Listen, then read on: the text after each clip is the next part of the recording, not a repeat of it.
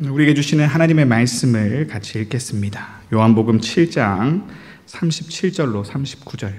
짧은 말씀이니까 찾으신 분들 함께 한 목소리로 읽었으면 좋겠습니다. 요한복음 7장 37절로 39절까지 말씀 같이 읽겠습니다. 명절 끝난 날, 곧 큰 날에 예수께서 서서 외쳐 이르시되 누구든지 목마르거든 내게로 와서 마시라. 나를 믿는 자는 성경의 이름과 같이 그 배에서 생수의 강이 흘러나오리라 하시니, 이는 그를 믿는 자들이 받을 성령을 가리켜 말씀하신 것이라. 예수께서 아직 영광을 받지 않으셨으므로 성령이 아직 그들에게 계시지 아니하시더라. 아멘. 금요 성령 집회 가운데 나오신 모든 성도 여러분을 주님의 이름으로 환영합니다.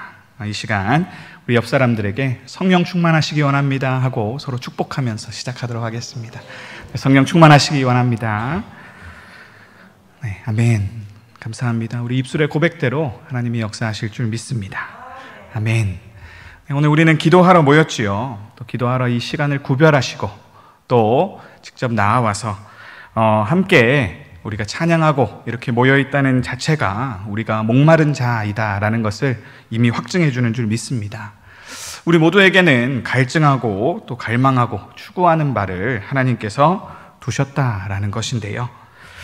여러분 잘 오셨습니다. 여러분들은 목마름을 해소할 수 있는 대상을 아주 잘 찾으셨습니다. 오늘 말씀이 그것을 알려주지요. 우리가 읽은 이 37절 말씀은 예수께서 이렇게 말씀하셨다고 합니다. 누구든지 목마르거든 누구에게요? 내게로 와서 마시라. 아멘. 네. 예수님은 목마른 자들에게 내게로 와서 마시라 라고 말씀하셨습니다. 그래서 오늘 이 시간 예수님께로 나아와 마실 것을 구하는 우리는 진정 복된 자들입니다. 문제는 우리가 이 목마름을 가지고 바르게 예수님 앞에 나아왔지만 그 어떤 마실 것을 구하고 있느냐에 있다라는 것입니다. 성경에 계속되는 주제지요. 그러나 이것은 계속 강조해서 지나치지 않은 아주 중요한 내용입니다. 오늘 본문의 배경이 되는 것은요, 초막절이다라고 나오는데요. 그 그림 한번 띄워주시겠어요? 네, 저기 보시면 저것이 유대의 절기가 나오는 또 달력입니다. 초막절은요, 유대력으로는 저기 7월, T3월이라고 되어 있죠. 밑에 화살표가 가장 많은 저기인데요. 우리가 쓰는 달력으로는 9월에서 10월 이 사이입니다. 그래서 제7일을 안식일이라고 우리가 부르고, 우리가 매 7년을 안식년이라고 하듯 매년 이 7월은 안식월이라고 불러도 무방할 정도로 그들에게 중요한 달입니다. 그래서 절기를 지키는 유대인들이라면요, 예루살렘을 오가는 여정을 포함하면 거의 한 달을 생업에서 떠나서 하나님이 안식하라고 하신 그 절기들을 열심히 지켜야 하기 때문이지요. 이달 첫 날은요, 무슨 절이라고 되어 있죠? 흔히 나팔절이라고 부르는데요. 하나님께서는 특별히 그날을 안식일로 삼으라라고 명하시고, 이날에는 나라에 나팔을 불어서 성회로 모이고 이 날을 기념하라라고 말씀하셨습니다. 무슨 이야기입니까? 중요한 때가 다가오고 있음을 모두가 알게 해서 준비하자라는 내용입니다. 그달 10일은요, 뭐라고 되어 있죠? 대속죄일입니다. 욤 키푸르라고 부르는 날인데요. 대제사장이 속죄제 염소를 잡아서 뭐를 하냐면 피를 뿌려서 지성소 그리고 회막과 제단에 그 자체를 여지껏 죄로 인해서 더러워진 그것을 속죄하는 일을 합니다. 그리고 나서는 아사셀 염소에게 안수하고 그 염소를 광야로 보내서 이제 이스라엘을 깨끗이 하는 일을 합니다. 제사장과 백성을 속죄하는 그러한 날이지요. 그래서 이날 백성들은 그들 중에 거하시는 하나님의 처소를 더럽힌 모든 죄악을 그들 가운데 없애기 위해서 스스로를 괴롭게 해야 된다라고 성경은 이야기하고 있습니다. 마침 이 말씀을 전하고 있는 오늘이 2024년 이스라엘 대속죄일이라고 하네요. 아마 그들은 오늘도 통곡의 벽 앞에 가서 그들의 고개를 찌으며 그들이 지은 죄를 가지고 하나님 앞에 회개를 구하고 있을 것입니다. 그 대속죄제일에 닷새 후, 즉 15일부터 시작해서 21일까지 일주일 동안 지키는 그 절기가 바로 초막절입니다. 초막절은요, 험한 광야 생활 동안 누가 지켜주셨다? 하나님께서 그들을 구름 기둥과 불 기둥으로 인도하시고 그들의 옷과 그들의 신은 것들이 해지지 않도록 도와주시고 그들의 피할 처소가 되어주셨다라는 것을 기념하라고 7일간 조악한 초막을 지어 거하며 거기서 하나님께 화제를 드리며 그 은혜를 기념하라라고 명하신 그러한 명절입니다. 또 그 중에 8째 날은 특별한 날로서 또다시 안식일처럼 거룩하게 성회로 모이도록 하셨습니다. 이것 외에도 7월은 그들에게 있어서 가을 수확을 마무리하는 그러한 달입니다. 한 해의 농사를 마치고 결실을 저장하는 때다라는 것이지요. 수확을 마치고 지키는 절기라 그래서 이 초막절을 수장절이다라고 부르기도 합니다.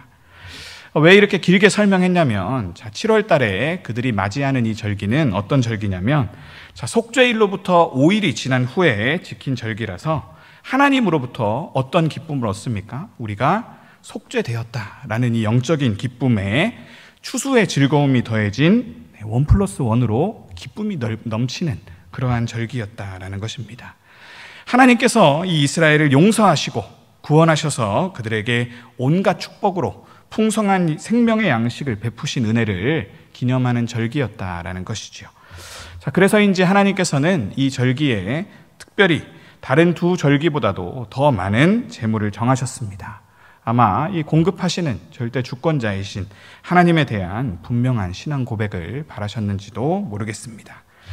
이렇게 보면요, 유대인들은 매년 7월을 보내면서 구원하신 그 하나님을 끝까지 붙들며 온갖 은혜를 베풀어서 우리가 풍성히 생명을 누리도록 하셨음을 감사하며 안식하는 중에 있었다라는 것이죠.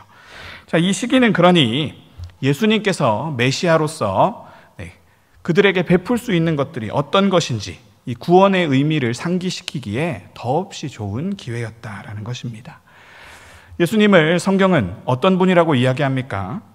양으로 생명을 얻게 하고 더 풍성히 얻게 하기 위해서 오신 예수님이다라고 말씀하시지요.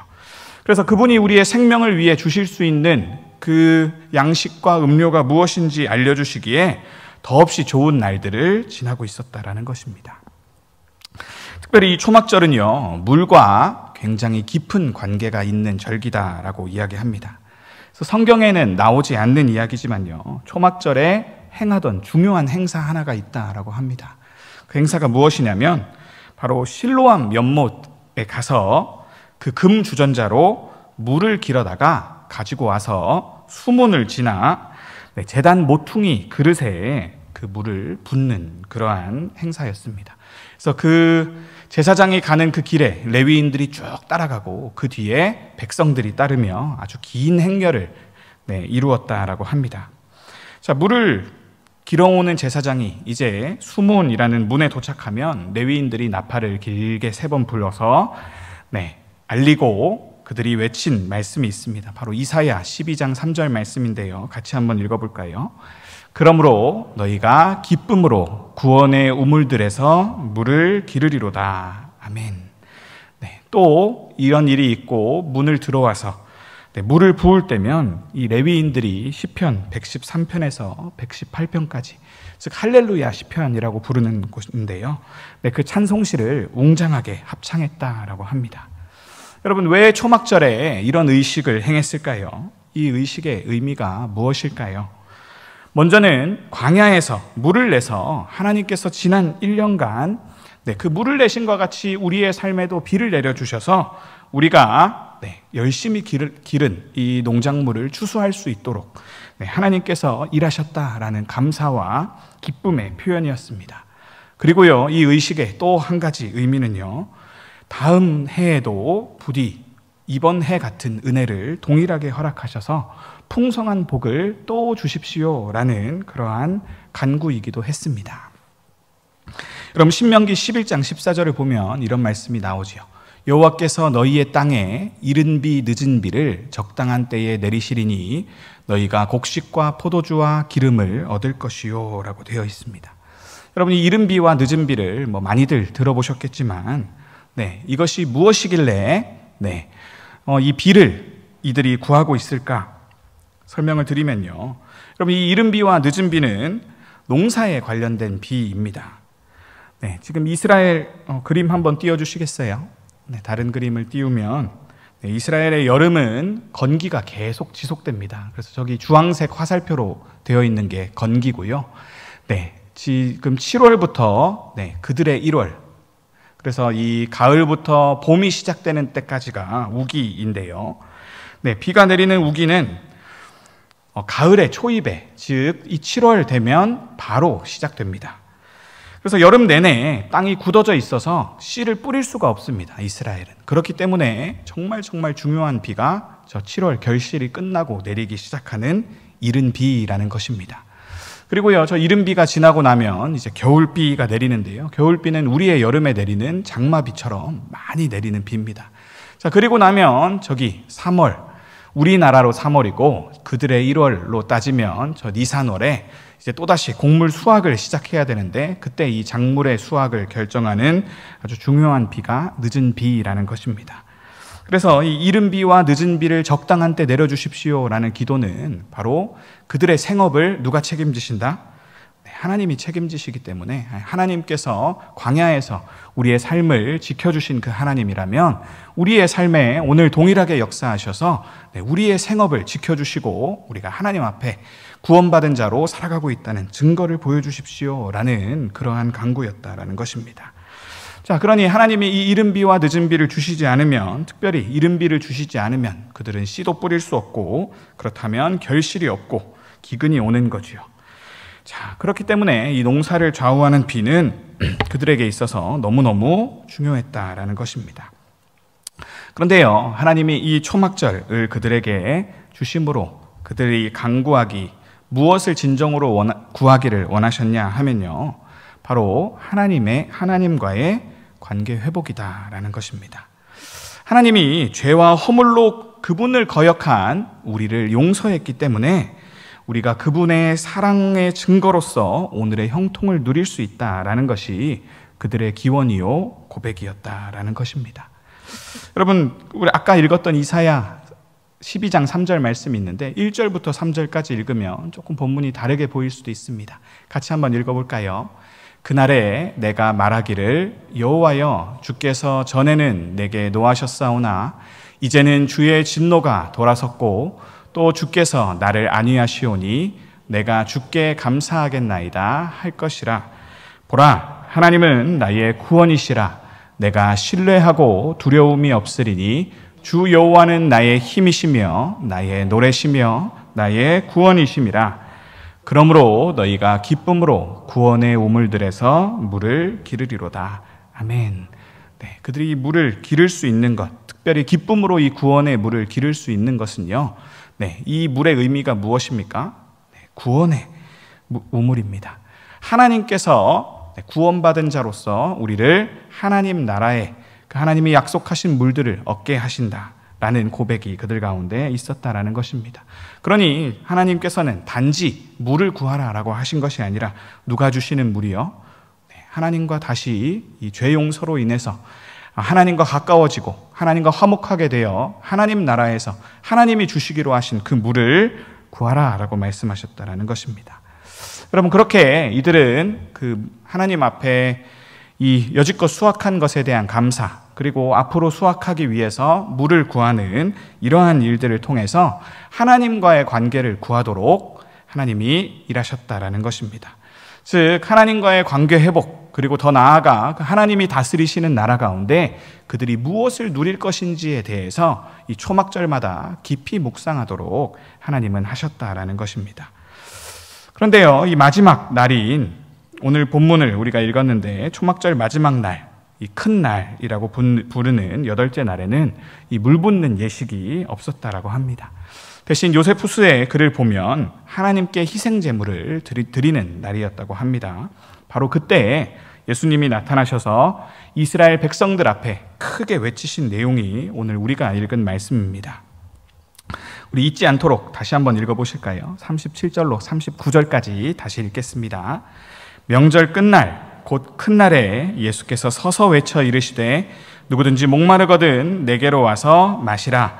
나를 믿는 자는 성경의 이름과 같이 그 배에서 생수의 강이 흘러나오리라 하시니 39절도요. 이는 그를 믿는 자들이 받을 성령을 가리켜 말씀하신 것이라. 예수께서 아직 영광을 받지 않으셨으므로 성령이 아직 그들에게 계시지 아니하더라. 아멘. 네, 지금 예수님께서 이 물을 구하는 백성, 하나님과의 화평을 구하고 있는 이 백성 가운데 나타나셔서 누가 그것을 주겠다라고 말씀하시고 있습니까? 네, 내가 그것을 줄 수 있다라고 말씀하시는 겁니다. 네, 너희 중 목마른 자가 있느냐? 너희 중 타는 목마름으로 하나님과의 관계를 확인하고 싶은 자가 있느냐? 누구에게로 오라? 여기 서 있는 내게로 오라 라고 말씀하시는 것입니다. 여러분, 이것은 예수님이 그 절기가 예표하던 구원자로서 오셨다라는 이야기입니다.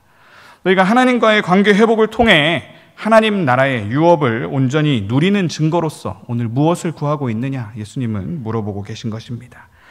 고작 추수와 그것을 위한 비를 구하고 있다면 그것은 너희가 구할 전부가 아니다 라고 예수님은 우리의 생각을 교정해 주십니다. 여러분, 이것은요, 주님이 나타나셔서 오늘 그들이 구하던 풍년과 그들이 구하던 이른 비가 그것은 가짜 물이고 그리고 그것이 하나님으로부터 온 것이 아니다, 그것은 선한 것이 아니다라고 말씀하시는 것이 아닙니다. 너희가 살아가는 데 있어 그것은 반드시 필요한 것이고 너희는 그것 없이 살 수 없는 존재임을 알지만 그것은 상징에 불과하다라고 알려주시는 겁니다. 즉, 너희가 구하고 있는 이 모든 것, 그것이 예표하던 것이 있으니 그 예수님이 주시고자 하는 그 어떤 것은 바로 배에서 흘러나오는 생수의 근원이다라고 말씀하시는 겁니다. 즉, 너희는 더 이상 구할 필요가 없이 하나님은 너희에게 놀라운 선물을 주기를 원하신다 말씀하시는 것입니다. 그것에 대해서 요한이 지금 새롭게 알려주고 있는 것이 있으니 그것이 무엇입니까? 네, 배로부터 나오는 생수의 강, 그것의 근원은 바로 성령님이시다라고 알려주시는 겁니다. 즉, 그들이 성전을 통해서 진짜 구해야 하는 것은 성령님이었다. 바로 예수님이 우리에게 주고자 하는 최고의 선물은 성령님이다라고 우리에게 알려주시는 것입니다.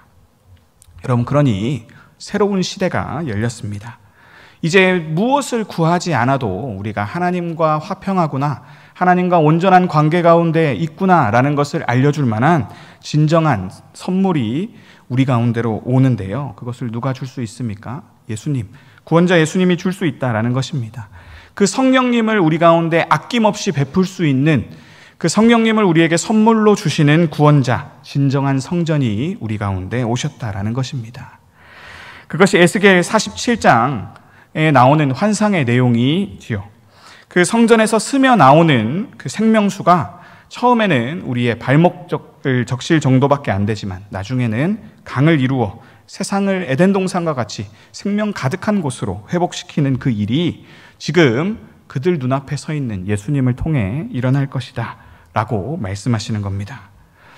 여러분, 그래서 이 시대를 바라본 그 사도 바울은 이렇게 이야기했죠. 고린도전서 10장 4절 말씀입니다. 다 같은 신령한 음료를 마셨으니 이는 그들을 따르는 신령한 반석으로부터 마셨음에 그 반석은 곧 그리스도시라. 네, 구원자가 반석이고 그 반석을 치니 나오는 그곳에서 솟아나는 물, 즉 광야 가운데 그들을 살린 물은요, 사실 누구를 가리키는 것이었습니까? 바로 오실 예수님께서 주실 무엇이요? 성령임을 다시 한번 알게 하시는 겁니다. 그 성령을 마실 때 우리는 더 이상 이 땅의 것들로 목마르지 않아야 할 것이요, 우리가 다른 목마름으로 하나님을 더욱더 찾게 될 것이다 라고 이야기하는 것입니다. 여러분, 그래서 요한복음 4장 14절에서 예수님은 그 여인에게 이렇게 말씀하셨죠. 사마리아 여인에게 내가 주는 물을 마시는 자는 어떻게 해요? 영원히 목마르지 아니하리니 내가 주는 물은 그 속에서 영생하도록 솟아나는 샘물이 되리라. 아멘. 즉, 하나님께서 성령을 우리에게 주시면 우리가 어떻게 변화됩니까? 영원히 목마르지 아니하도록 우리가 변화되는 것이 정상이고 하나님은 그것을 우리에게 주시기를 원한다라고 말씀하시는 것입니다. 여러분, 그래서 오늘 기도의 말씀을 시작할 때 우리가 무엇을 마실 것 삼으러 하나님께 어떤 마실 것을 구하고 있습니까? 그것이 우리의 기도의 문제라고 했지요. 그래서 오늘 우리 존재의 가장 근본적인 욕구를 따져봐야 합니다. 여러분들은 어떤 필요가 채워지면 행복하다 하시겠습니까? 여러분들의 삶에 어떤 일들이 일어나면 내가 하나님과 온전한 관계 가운데 사랑받는 자로 나는 정말 살아갈 자격이 있고 이 땅 가운데 활력 있게 살 수 있겠습니까?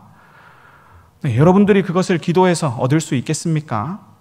네, 우리로서 불가능하다면 오늘 그들의 눈앞에 서 있는 예수님은 내가 너희에게 그것을 줄 수 있다 말씀하시는데요. 그것이 바로 성령님이다라는 것입니다.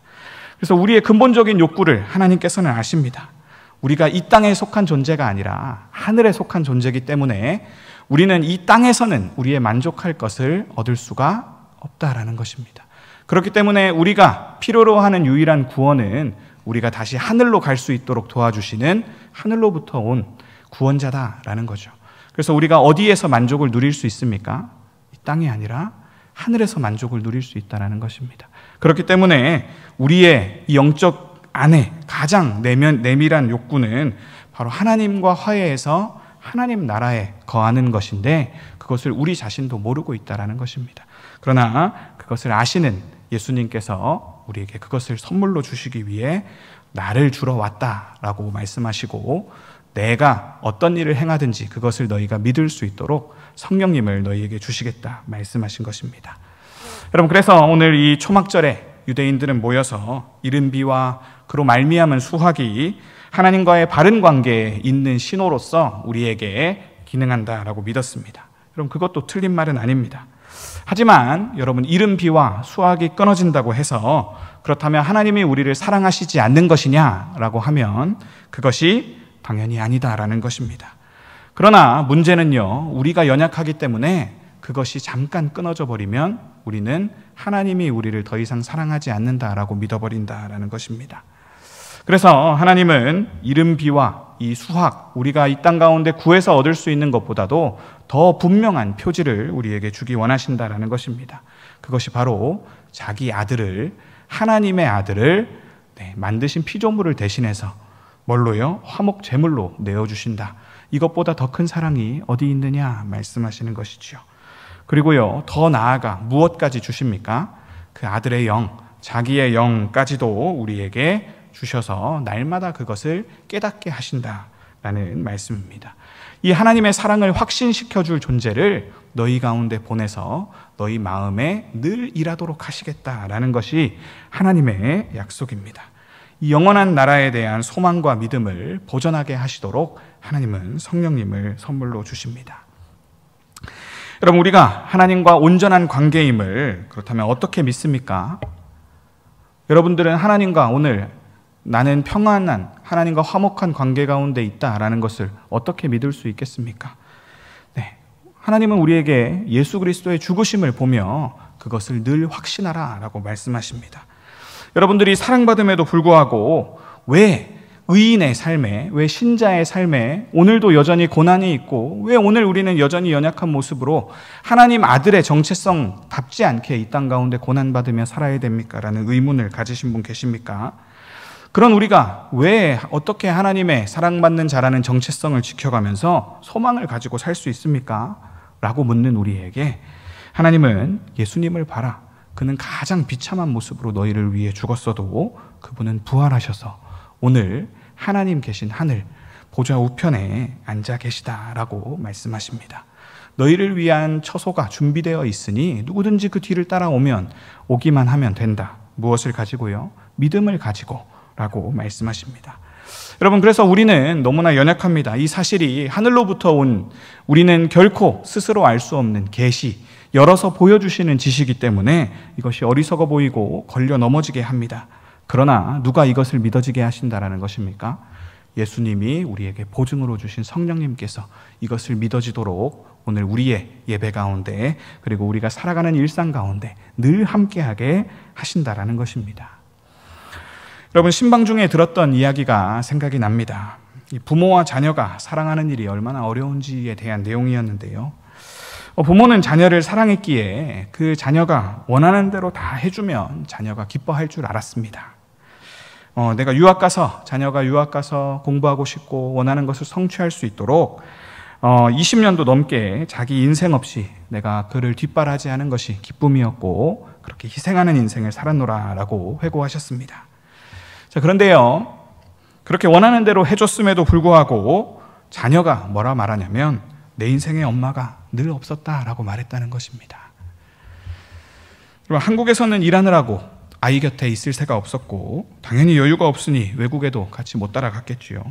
그러니 결론적으로 힘들 때는 곁에 없었다라는 자녀의 말이 틀린 것은 아니었습니다. 그런데 정말로 엄마의 마음이 자녀와 함께 있지 않았습니까?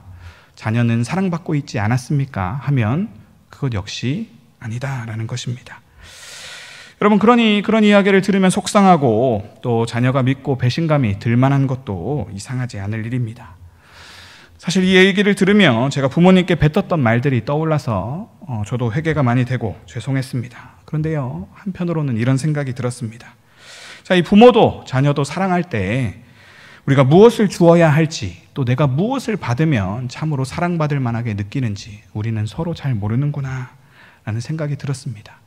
자, 그렇다면 자신과도 소통이 필요하고 자녀와도 소통이 필요한데 그 소통이 너무나 요원한 일이라는 겁니다. 이 세대 차이가 나서 그리고 살아온 인생이 너무 차이가 나니까 소통도 안 되고 그리고 환경의 제약 때문에 서로 다른 곳에서 일하고 마주치는 시간도 없으니 소통할 여지도 없습니다. 그러니 우리는 열심히 최선을 다해 서로 사랑하고 살지만 그 사랑이 어떻게 돼요? 성립이 되지가 않는 겁니다.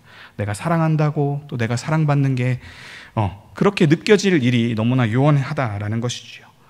여러분, 이 이야기를 하나님과 우리 사이에 대입해 보시기를 바랍니다. 자, 여러분은 어떻게 하면 우리가 하나님과 온전한 관계 가운데 하나님의 사랑을 받으며 너무나 평안한 가족을 이루며 살고 있다고 그러한 느낌을 받을 수 있겠습니까? 뭘 주고받음으로 해결될 수 있는 문제가 아닐 수도 있다라는 것입니다. 심지어 하나님이 자기의 줄 수 있는 가장 귀한 분 예수님을 우리에게 선물로 주었음에도 불구하고 오늘 우리네 고백이 그러면 뭐해? 내가 원할 때 하나님은 늘 내 곁에 없었어 라고 말하는 그러한 삶을 살고 있을지 모른다라는 것이죠. 자, 그러면 우리 인생에 평안이 있습니까? 사실은 평안이 있을 수 없다라는 것입니다. 자, 하나님이 무엇을 우리에게 아낌없이 베풀든 우리가 원할 때에만 잠시 내가 사랑받고 있구나 생각하지 그것이 끊어지면 우리 엄마 아빠는 나를 사랑하지 않아 라고 한순간 우리의 태도를 바꾸는 것이 우리의 연약함이라는 것입니다. 그래서 하나님은 우리가 그분의 사랑을 확신할 수 있도록 예수님도 주시고 자신의 영 또한 우리에게 선물로 주셨다라는 것입니다. 어떻게 해요? 우리와 끊임없이 소통하셔서 우리가 하나님의 마음을 알고 하나님이 우리에게 어떤 마음으로 오늘 살도록 하시는지, 왜 내가 너에게 호흡을 주고 왜 오늘 너희가 이런 환경 가운데 계속 살아가야 하는지 이유를 알려주시고 그리고 왜 이런 말씀이 여기에 써 있는지 깨닫도록 계속해서 하나님은 자신의 마음을 우리에게 알려주신다는 것이죠. 서로가 서로를 이해할 수 있도록 이 말씀이 믿어질 수 있도록 그렇게 하나님은 오늘 일하십니다. 그래서 오늘 그 성령님이 우리에게 오신 것은 우리는 이미 최고의 선물을 받은 것이다 라는 이 예수님의 보증을 믿으실 수 있기를 바랍니다. 그래서 예수님은 내가 너희 곁에서 머무는 것보다 이 성령님이 내가 떠나가고 대신 성령님이 오시는 것이 너희를 위해 더 낫다라고 말할 정도로 우리를 효과적으로 그리고 아주 능력 있게 하나님께로 이끌 수 있는 분을 선물로 주셨습니다. 그래서 그분의 이름이 보혜사입니다. 우리 옆에서 우리를 늘 도우시는 분이라는 뜻이지요. 그래서 이 보혜사라는 이름에서 그분은 위로자시고 그분은 상담자시고 우리를 변호하시는 분이다라는 그런 이름들이 나왔습니다. 또한 그분은 우리가 하나님 아버지를 예수님의 아버지인데 내 아버지, 아빠 아버지라고 부를 수 있도록 늘 우리 곁에서 그것은 그분의 뜻이야 라고 말씀해 주시는 그러한 보증이 되십니다. 그래서 우리가 여전히 죄를 짓고 성령님이 오셨음에도 불구하고 우리는 늘 하나님의 사랑을 배신하는 자녀임에도 불구하고 하나님은 여전히 널 사랑하고 계시고 너를 아들로 생각하고 계셔 라는 믿음을 주시는 그런 보증자가 되시고 그리고 또 사도행전 1장 8절 말씀처럼 성령이 오시면 우리가 뭘 받는다고요? 권능을 받지요. 그래서 우리 곁에 늘 이 하나님의 능력의 말씀이 우리의 삶에 그대로 적용되어서 우리가 하나님의 자녀인 것, 입술로 선포된 것들이 이루어지도록 하시는 분 역시 성령님이다라고 성경은 우리에게 증언하고 있는 것입니다. 여러분, 그러니 이 능력의 성령님, 이 보증의 성령님께서 오늘 죄사함과 구원의 확신을 여러분들에게 계속해서 불어넣고 있음을 믿으시기를 바랍니다. 그리고요, 예수님께서 그 성령님 때문에 하나님과 여러분의 화목 제물로서 오늘도 기능하고 계시다라는 것을 성령님이 믿어지도록 하십니다.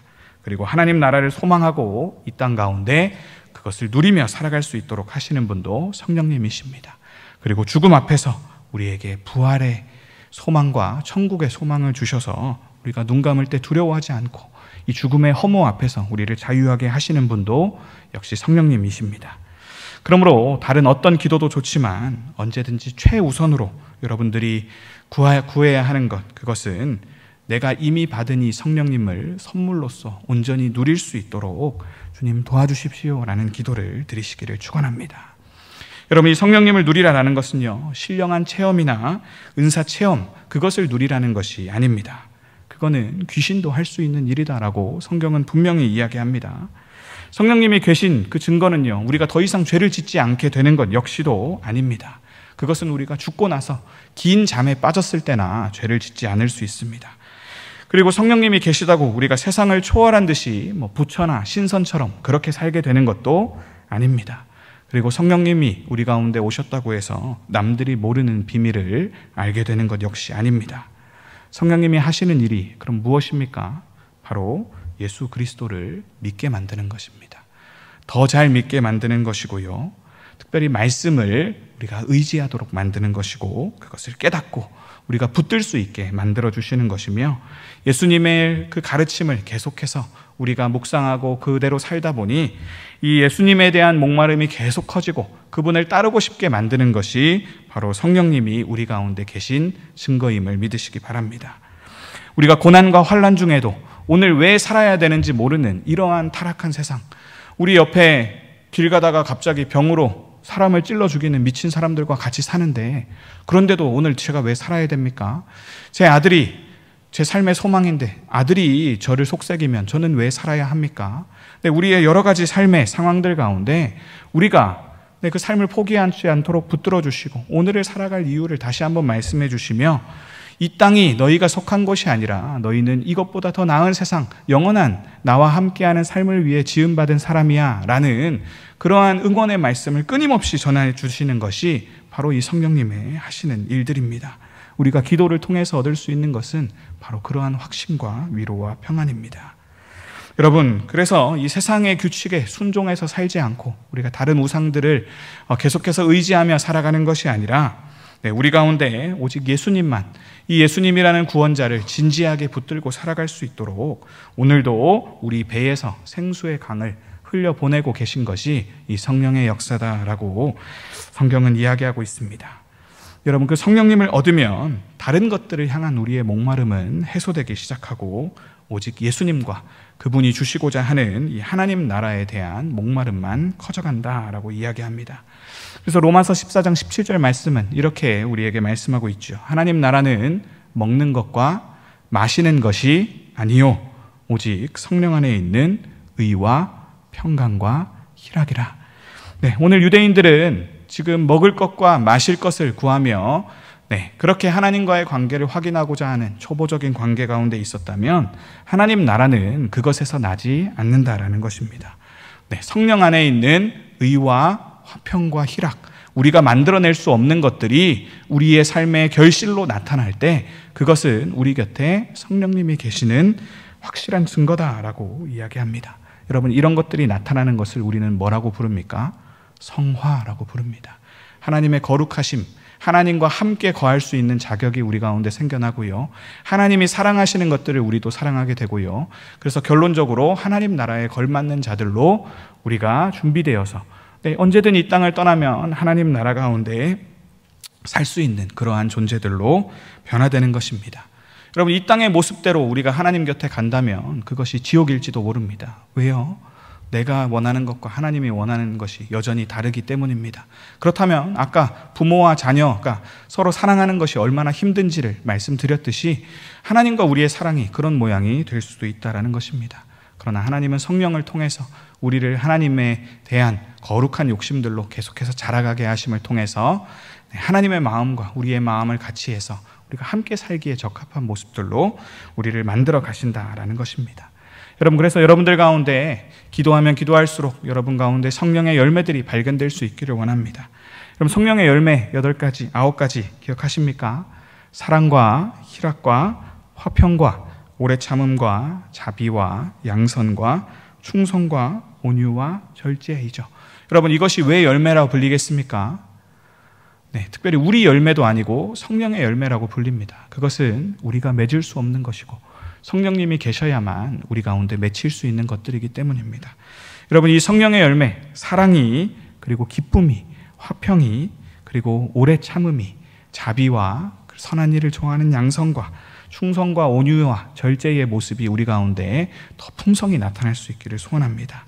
그래서 여러분, 기도할 때마다 이런 것들이 발견되어서 내가 이전과 전혀 색다른 존재로 변화되고 있구나, 나는 하나님 나라를 소망할 수 있는 자로 오늘도 자라가고 있구나라는 것을 확신하게 되시기를 간절히 소원합니다.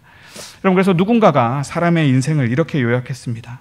돈 벌다가 건강 망치고 건강 회복하기 위해 다시 돈 쓰는. 여러분, 어떻게 보면 참 맞지 않습니까? 우리가 무엇인가를 위해 돈을 벌어야 사니까 돈을 열심히 벌었습니다. 그런데 어떻게 되죠? 늙고 힘이 없으니까 건강이 망쳐집니다. 그렇게 건강이 망쳐졌더니 어떻게 하고 싶습니까? 오래 살고 싶습니다. 내가 여지껏 벌어놓은 게 있고 수고한 게 있는데 떠나기가 싫죠. 그러니 건강 회복하기 위해 다시 돈을 쓰는, 그럼 우리 인생에 뭐가 남습니까? 아무것도 안 남는 것입니다. 소모적인 인생입니다. 이 땅의 형통으로 우리가 하나님의 사랑을 확인하려다가는 우리 인생의 결말도 결국에는 그들과 같이 될 수 있다는 것입니다. 여러분, 그렇기 때문에 예수님의 영이신 성령님의 소욕을 쫓는 인생을 살라라고 성경은 명하고 있습니다. 그 인생은 어떠한 인생입니까? 하나님을 따르기 위해 너희가 세상을 버리면 하나님께서는 하나님도 얻고 회복된 세상도 얻게 되는 그러한 놀라운, 이 세상이 알 수 없는 신비한 투자, 그러한 아름다운 인생이다라고 이야기합니다.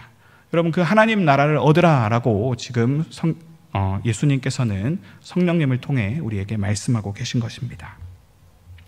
여러분, 오늘 우리가 기도하는 가운데 이 성령님과 더욱 친밀해졌으면 좋겠습니다.